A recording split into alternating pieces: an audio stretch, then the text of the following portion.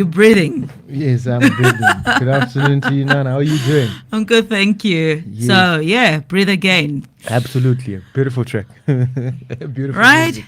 I mean, like, it speaks to the, it speaks to the current events, should I say, in society or in Africa. Are we breathing? Are we breathing through the wound? That's a very interesting question, whether we're breathing or not. But I suppose all human beings, as long as they're alive, somehow, somewhere they are breathing. But also, talking in itself is breathing because you get to just express yourself as an individual and all those things that happen to be probably, suppressing you. Wow. And when you're given that opportunity to speak on a microphone and your voice to be heard on issues that matter, that in itself is breathing. But what is it that we are breathing on about? That would be my question. Okay. My key question. So, Mr. TM, Tinashe Mpasiri, Yes, hosts a show in search of the future I want. So I guess this topic, like this song was literally, it spoke to you, you know? Would I be breathing to get to the future I want? Another thing, remember, if you breathe, you can either breathe in toxins or you can breathe in, so getting to that, marrying that and the show that you run. So you're always the one talking to people, that's it. asking them. Yes. So what is the future you want? What are you searching for, Mr. Tia? Well, the future in itself, it's something that is unknown. To be honest, I don't know what the next second holds. I don't know what the next minute holds. I don't know what the next hour holds. I don't know what the next day holds. I don't know what the next week holds, the next month, the next year. But all I know is that this very particular moment that I have is what I can be able to make use of to make a difference, not only in my life, but also in others who probably surround me or who are part of my network. And what we tend to call the future is what we're actually doing now, because what we do now is what, Future is right now. yeah, the future is right now. Because what I'm doing now is what makes a difference tomorrow. Wow. Wow. I mean, that's another a way to look at. I mean, if you go back when we say the future is right now, do you remember when your parents would talk to you and tell you, so you think I'm just talking because I talk too much, but you'll see in the future kind of thing. So, so yeah, kind of makes sense because they knew that our actions in that moment when we were Yes. 13, 14, 15 literally determined our tomorrow. But then we thought we knew better. But anyway, let's not digress. Let's come back to the future that we want, the search for it. What inspired that? What was, you said you woke up one day, you were like, I am going to be talking to people about that. What was it? I'll go back to a particular friend who actually one day I was in Zim. At that time I'd gone to Zim for my granny's funeral, and I decided to prolong my stay. Okay. And this particular friend sent me a message telling me that they wanted me to be part of a network. And the first thing that came to my mind when they spoke of a network was those Pyramid ones. pyramid, those Ponzi schemes. Okay. I won't mention names of those Ponzi schemes. And I said to myself, this lady is not serious. Does she think I will be willing to be part of a Ponzi scheme? I'm tired of these things because I've been part of particular Ponzi schemes. We'll come back to that. You Yes. tell us how much you lost. Okay, we'll come back to that Yeah. later. But when I really sat down and thought about it, and it's like, no, this lady, I don't think it has to do with Ponzi schemes.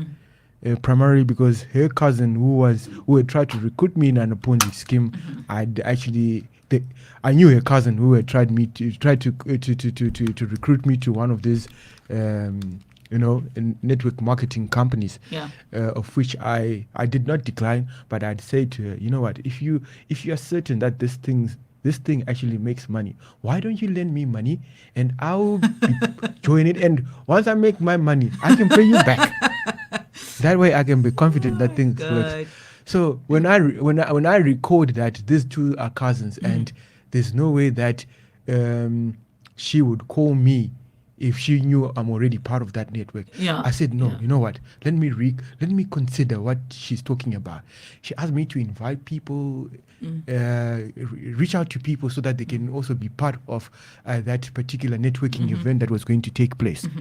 And reached out to people, told them where this networking event was going to be taking place, and so forth. I then decided I didn't want to come for the networking event for myself, because I was still in Zim. I then decided, you know what? I've invited people, Yeah. and people would expect to see me at this networking event as well. So I might as well make my way to Johannesburg, and I did that. Found myself at the networking event. To my surprise, one individual that struck me was Muchungwa Mawere, the chairman of the 1873 network. Yes. So that in itself, it gave me confidence. Like, no, this is something that is actually legit. It's not your Ponzi scheme Yes. that you can get into and not realize a value from it. This is actually proper networking where people are coming together. And that excited me, because at one point I was a member of the Management Express Forum, which is an initiative powered by the British Council. Wow. So from being a member of the Management Express Forum, I learned a lot in as far as, articulating myself, and also, bridging the gap, because there's always a gap when you're young. Always. There's always a gap between the young and the old. You want to get into the marketplace, but who is that bridge to? Who will bridge you to those Yeah, other individuals yeah. who are seemingly doing well in the marketplace, or whom you can also learn from their experiences, or Wow. who can actually mentor you, who can actually equip you. So I was excited, like, no, this is it. This is legit. Wow. And at that time, on my phone, in my emails, I had a concept that I had. No, it's not a concept. Actually, these were geological reports, and also output. Reports? Output reports for that for a particular gold mine, Okay. which I had been mandated to find an investor for. Wow. And I said, this is a good opportunity for me to meet Muchungwa Mawere and talk to him about this opportunity. Okay. And he could probably introduce me to people who are willing to invest in such a venture. That was my thinking. But however, after presenting this opportunity that was there, the one thing that Mr. Mawere said to me is, there's something that I want you to learn. That's the first thing that he said to me. There's something that I want you to learn. And I paid attention. Like, okay.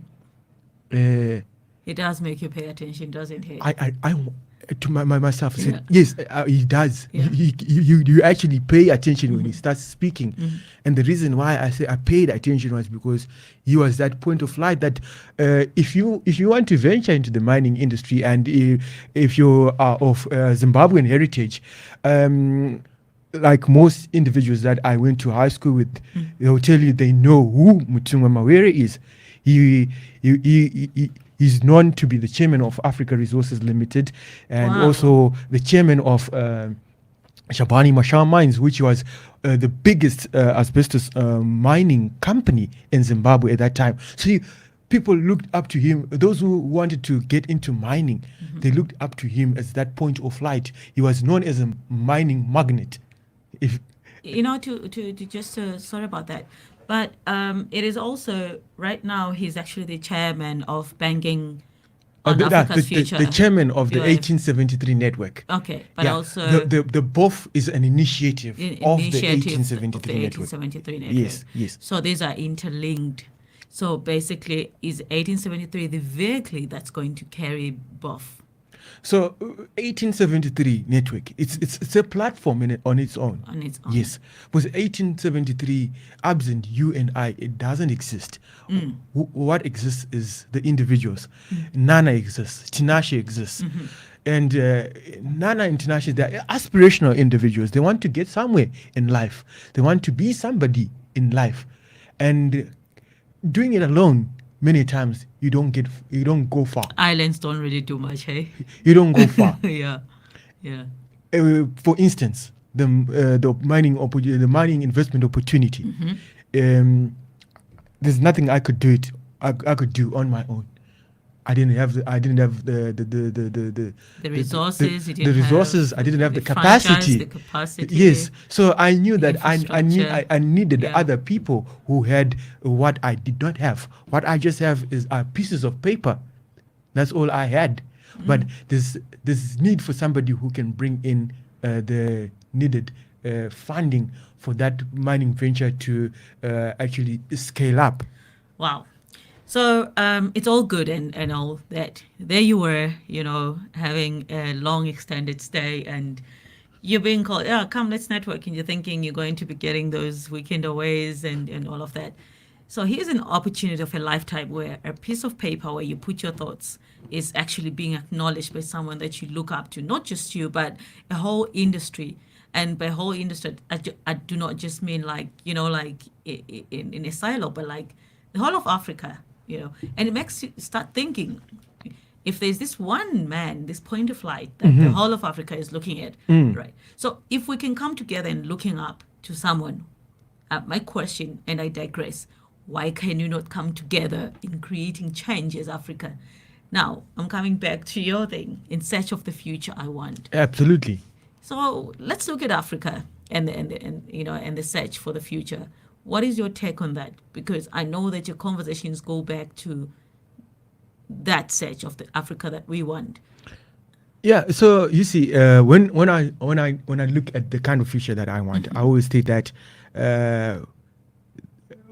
particularly when you look at what ought to be our heritage as individuals who reside on this geographical region called Africa, the rule of law ought to be our heritage.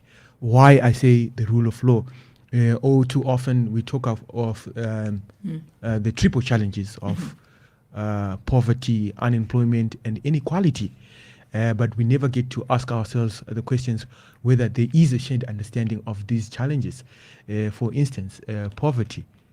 You find out people tell you that the opposite of poverty is wealth, but it is actually not wealth. It is the rule of law, because where there's no rule of law, people cannot be able to store up value. But where there's rule of law, economic progress you will actually experience economic progress.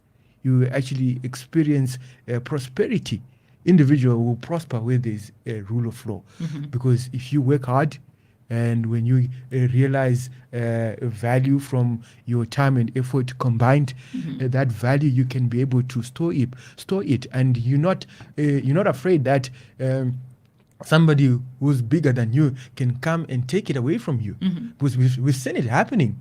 Wow. I've seen it happening. Talking about hoarding, don't you think that as Africans, and I do not point at one particular state, and I'm talking in the leadership sector, where hoarding has become such that, like doors are locked, and in that hoarding to protect for our own self-interest, we then come to the bottom of poverty-stricken communities, societies, countries. What do you say about that? What's your take on that? Because hoarding is what is happening.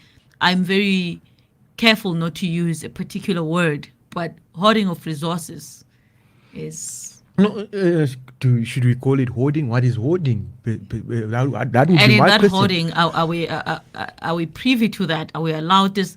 Are we? I mean, as agents or as chosen agents of taking care of people and resources, once we start hoarding, what is that? I mean, if I Does work, the rule of law allow that? if I work hard, right, and I use whatever money I realize to exchange for different form of value. Let's even take, for example, this water bottle, but with water in it, right? It's not just a water bottle. It's not just water that is in it, but it is value. If I decide to use my money to buy a lot of these bottles and store them up,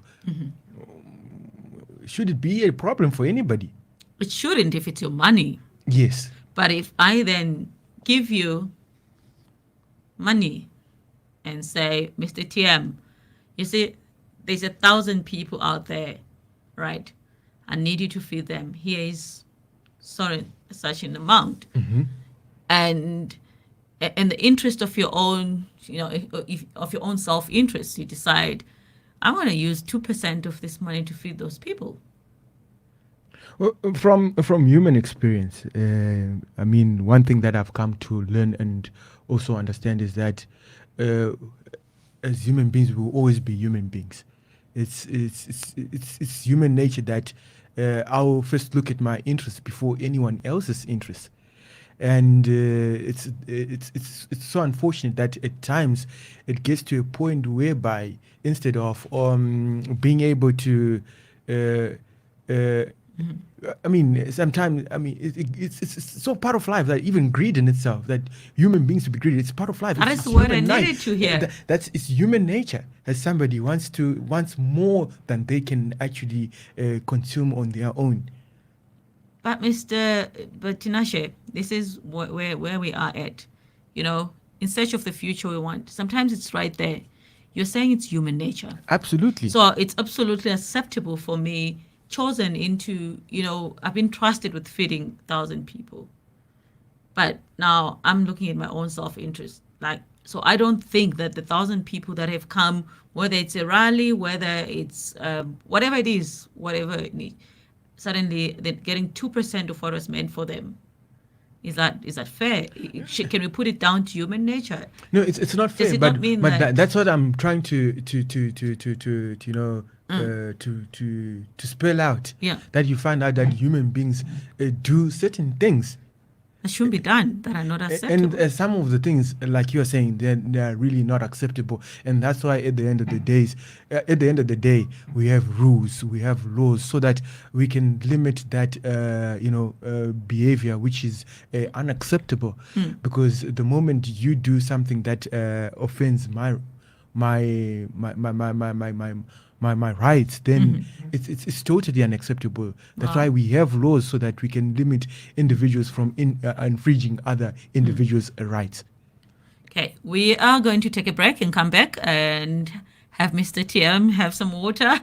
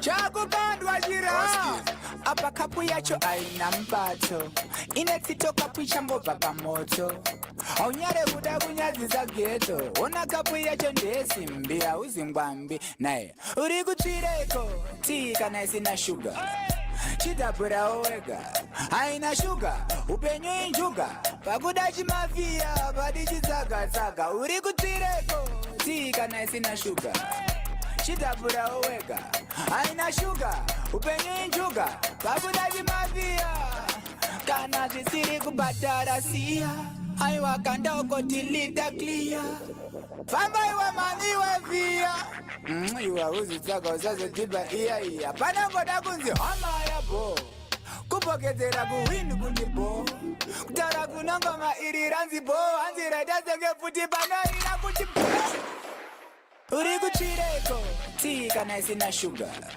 chidhabhurawo wega haina shuga upenyu injuga pakuda chimafia padi chitsagatsага uri kutsvireko tii kana isina shuga chidhabhurawo wega haina shuga upenyu injuga pakuda chimafia hoi ndiwonobhadhara renzi unotenga hufu madhirezi ne hausi kupiwa kana hagi zvayo mapapiro wakanzi mangwana nhasi wakunzi mangwana une nharo uri kushandiswa madiro anzvadzi zvamuri kufudzwa ngembudzi munhu wenyu ari kuzviti mbinga hana chaanotenga chake kungotsenga ndiwori kushingirira ndiwori kupenga uri kutsvireko tii kana isina shuga chidhabhurawo wega haina shuga upenyu injuga pakuda chimafia padi chitsagatsага uri kutsvireko. Well, hanging in the studio, 1873 FM with Mr. TM, Tinashe Mpasiri. So, Mr. TM tells me that this song basically says, why are you holding a hot cup with tea that doesn't have sugar, basically? Like, literally, that's the direct translation, is it? Yes. It's not. So, is Africa holding a hot cup? Africa can Does the word tea have sugar? Africa cannot hold a cup. Yeah. But I think you and I can hold cups since we've got hands. Yes. You know? Well, by Africa, I mean us. Mr. T. Yes. So, yeah. When we went on a break, you were talking. Absolutely. Before we went on to that break, I was actually reiterating how the essence of, I think I was reiterating on the essence of the rule of law for us as individuals to progress, that where there's no rule of law, there's little or no economic progress that will take place. There's no economic prosperity for individuals at all, because it's the big fist rules. It's like what you call it, in the jungle. In the jungle, there's no law. The animal kingdom, there's no law. You think so? Yes, there's no law. And Mufasa? The big fist rules in the animal kingdom. Okay. Yes. Wow. So if a cheetah hunts a gazelle, hyenas can come immediately whilst it's still before it's even satisfied, and take away that gazelle snatch it from the cheetah. The cheetah will actually run away. Is it not what we're doing in Africa?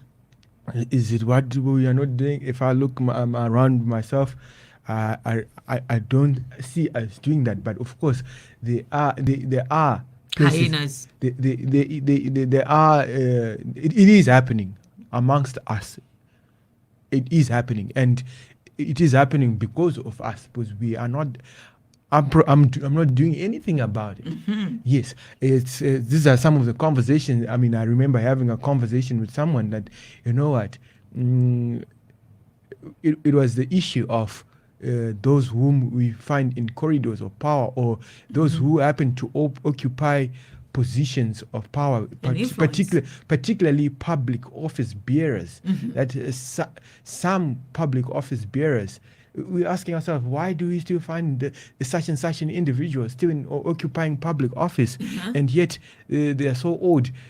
Should the war credentials be the basis of appointing individuals to public office? There we go. Now, in this search, because it's a quest of getting to the future that we want, that speaks to me and you, our generation. What are we doing? Because we have left the whole chess playing, the whole, to our elders, as you put it. Should they be in public office? Should we be doing something about it?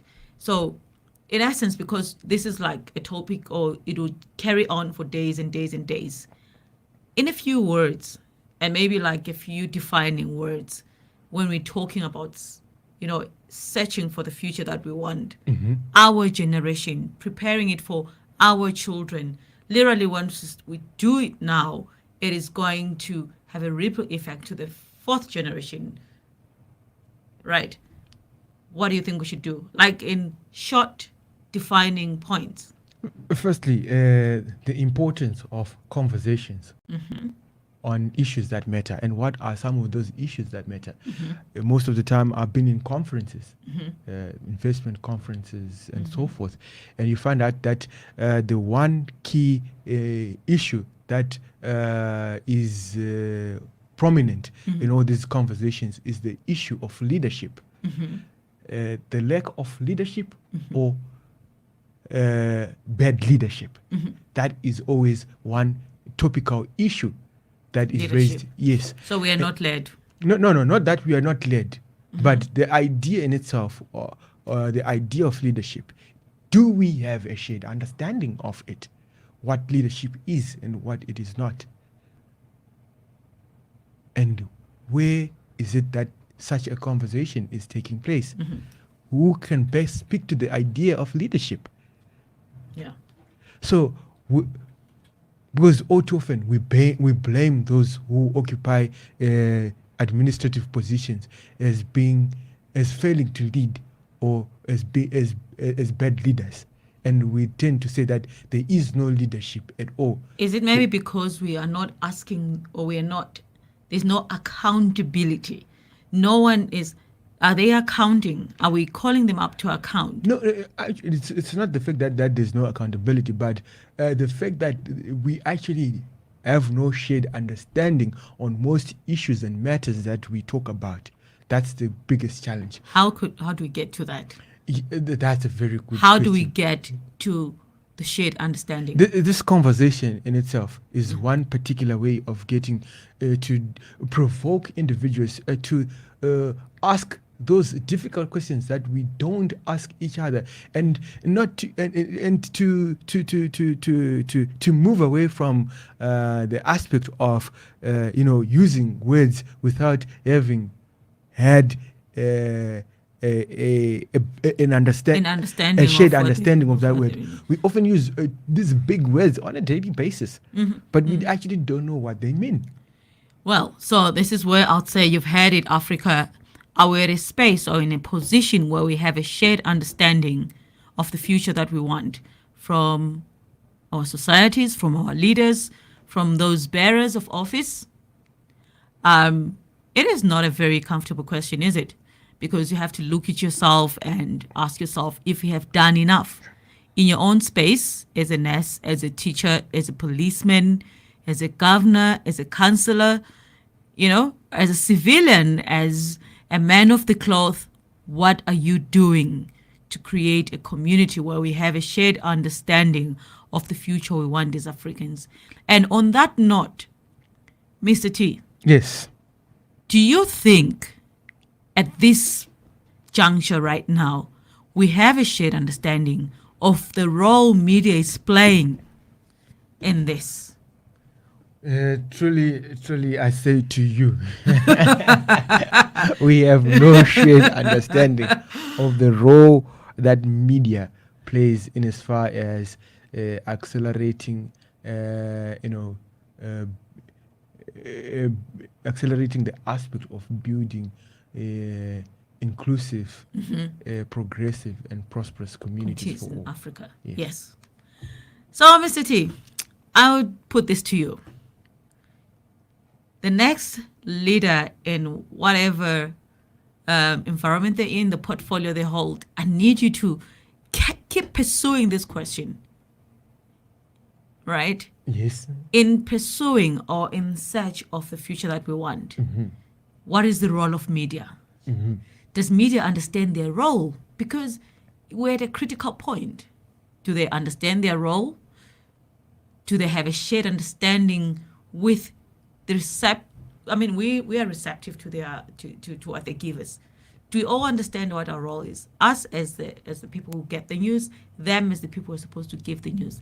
Is it news that they should give us? Because news can be anything. It can be, or is it information, factual, thoroughly investigated, verified, fact without bias? So please, tomorrow I'll be listening to your show, and I want to hear this question. And do we have a shared understanding? Does media understand? And tomorrow morning, I'm actually privileged that I'll be hosting one ambassador on the show. That is the ambassador of the United Arab Emirates. UAE, yes. Yes. And they're doing good things, eh? Yes. They're very much involved in Africa's growth and prosperity and development. Absolutely, especially in education. Yes, education per yes. se. I mean, committing $2 million.